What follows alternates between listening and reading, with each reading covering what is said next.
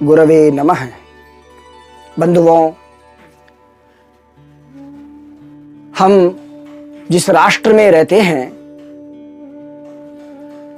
वह भारतवर्ष नाम से ही ज्ञान को उत्पन्न करने वाला, ज्ञान के लिए सदैव ही रत रहने वाला हमें प्रेरित करता है। जैसे कोई खेल के मैदान में खड़ा व्यक्ति कहता है मैं क्रीड़ारत हूं, विद्यालय जाने वाला विद्यार्थी कहता है मैं शिक्षारत हूं, ठीक उसी प्रकार इस राष्ट्र में उत्पन्न हुआ प्रत्येक व्यक्ति कहता है मैं भारत हूं। जो ज्ञान और प्रकाश के लिए सदैव ही रत रहता हो, उस राष्ट्र का प्रत्येक व्यक्ति भारत है। बंधुओं, हम सभी ऋषियों के वंशज हैं और ऋषियों ने सृष्टि के नियामक देवताओं के रूप में ब्रह्मा, विष्णु और रुद्र को उत्पत्तिकर्ता, पालनकर्ता और संहारकर्ता के रूप में हमें संकल्पना दी है। ऐसा नहीं है कि त्रिदेवों की संकल्पना केवल भारतवर्ष मात्र में है। प्रत्येक धर्म पंथ में त्रिदेवों की विद्यता को हम स्वीकार करते हैं। पाश्चात्य मतावलंबी कहते हैं हम गॉड को मानते हैं, परंतु बंधु, गॉड शब्द में G4 जनरेटर अर्थात उत्पन्न करने वाला ब्रह्मा, O से ऑपरेटर अर्थात पालन करने वाला विष्णु और D से डिस्ट्रॉयर अर्थात नष्ट करने वाला रुद्र, इन त्रिदेवों की संकल्पना को स्वीकार किया है। बंधुओं, अन्य राष्ट्रों से भारतवर्ष में केवल यही अंतर है, अन्य राष्ट्रों के लोग मानने को पैदा हुए हैं और हम जानने को उत्पन्न हुए हैं। हमारे ऋषियों ने हमें ये त्रिदेवों का सूत्र केवल ओम जय जगदीश हरे करने के लिए नहीं दिया है। हमें क्या कहा है? आपने आज तक अपने जीवन में कोई ऐसा व्यक्ति देखा है जिसके 4 सिर हैं? मैंने तो नहीं देखा। या कोई व्यक्ति ऐसा देखा है जिसके 4 हाथ हैं? न तो मैंने आज तक कहीं सुना है और न कहीं देखा है। इसलिए बंधुओं, हमारे ऋषियों ने जो त्रिदेवों का जो सूत्र दिया है वह प्रतीकात्मक है। कैसे प्रतीकात्मक है? हमारे ऋषियों ने हमें सूत्र दिया है कि व्यक्ति को चाहिए कि वो 25 वर्ष तक ब्रह्मा बने। ब्रह्मा का सीधा सीधा अर्थ है 4 सिर वाला बन जाए।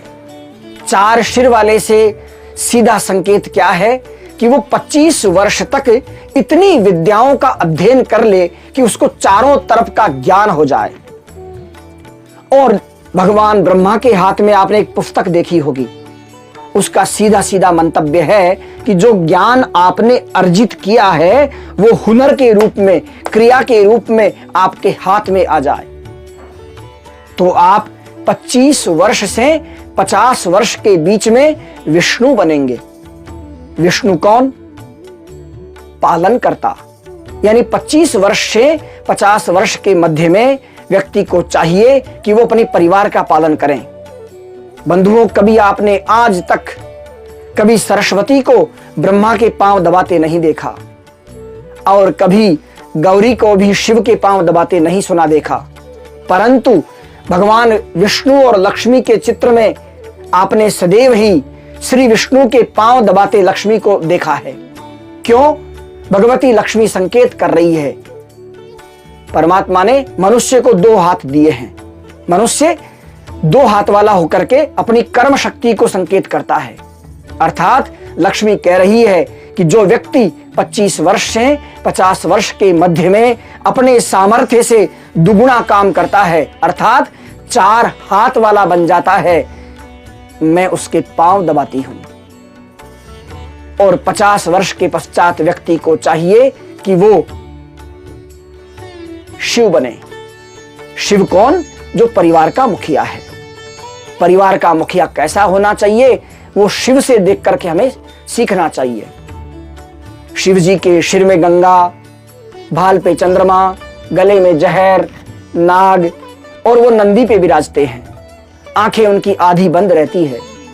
इसके लिए सीधा संकेत है परिवार के मुखिया को अपने सिर पर सदैव विद्यमान रहने वाला ज्ञान रूपी गंगा और चंद्रमा की सी शीतलता गले में परिवार को बांधे रखने के लिए कड़वाहट का जहर,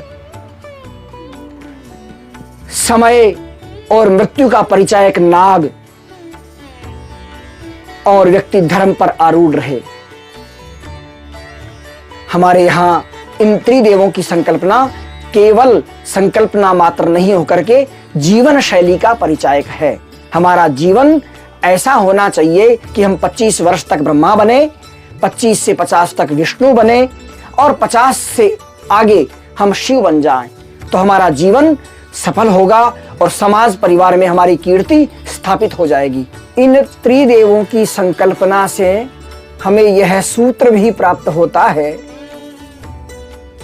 कि जो व्यक्ति सृजनकर्ता बनना चाहता है उसको ज्ञानार्जन करके 4 सिर वाला बनना चाहिए। अर्थात जो व्यक्ति ज्ञान की पराकाष्ठा पर पहुंच चुका है, ज्ञान की पराकाष्ठा की ओर बढ़ रहा है, वह व्यक्ति ही सृजनकर्ता बनता है। पालनकर्ता बनने के लिए व्यक्ति को दुगुने पुरुषार्थ की अपेक्षा होती है। दुगुने सामर्थ्य से जो व्यक्ति पुरुषार्थ करता है वो समाज परिवार का पालक बन सकता है और 50 के पश्चात शिव की भांति व्यवहार करके और सुखी जीवन को जीते हुए अपने परमार्थ साधन की ओर अग्रसर हो सकता है।